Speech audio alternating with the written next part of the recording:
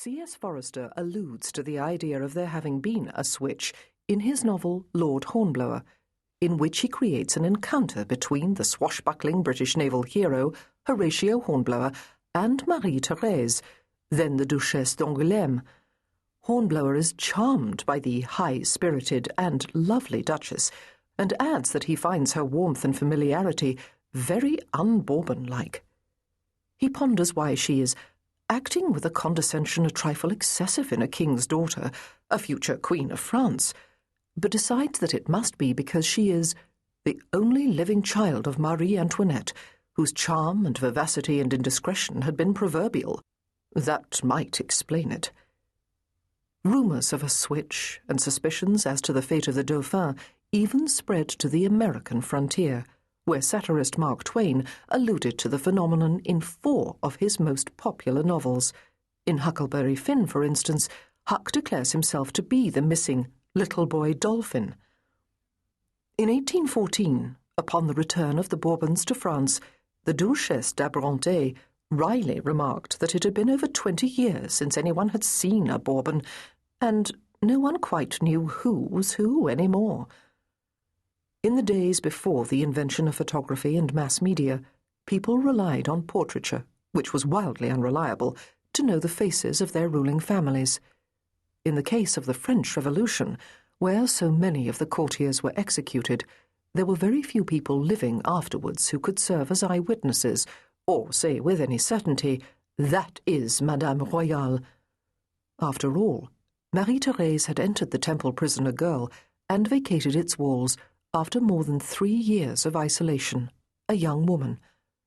Various portraits of her, one supposedly executed days after her escape from the Temple prison, do in fact show facial changes, including a nose that is inexplicably different from the pictures of her as a young teenager. Only months after Marie-Thérèse made her dramatic journey from the Temple prison to Vienna, the American, Gouverneur Morris, who had known Marie-Thérèse as a little girl, saw her at the Prater.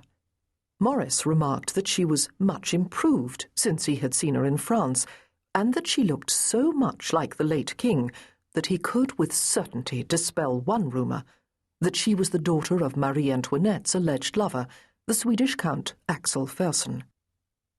Another rumour, which also originated at the court of Louis XVI, concerned the birth of a young girl named Ernestine de Lambriquet. Gossips whispered that Ernestine was not the daughter of a chambermaid and a manservant of King Louis XVI's brother, as was claimed, but the illegitimate daughter of that same chambermaid and King Louis XVI himself, making her Marie-Thérèse's half-sister. That certainly would have explained not only why Ernestine looked so much like the king, but also why she and Marie-Thérèse were often called twins, and why she was raised alongside the young princess as her playmate. Ernestine was just a few months older than Madame Royale, and it was not uncommon for illegitimate children of a monarch to be brought up under royal protection alongside legitimate heirs to the throne. 200 years after the demise of the Holy Roman Empire and the 1,000-year-old Capetian dynasty, of which the Bourbon branch was its last, there remained one final nagging controversy. It is claimed that a woman known as the Dark Countess, who lived as a recluse at Eishausen Castle near Hildburghausen, Germany, was in fact the real Marie-Thérèse, and that Ernestine de Lambriquet, posed as Marie-Thérèse, went on to become the Duchesse d'Angoulême, Dauphine of France, and, to legitimists, the Queen of France in exile. The Dark Countess was said to appear in public only infrequently, and when she did, she wore a dark veil to cover her fair hair, high colouring, and blue eyes.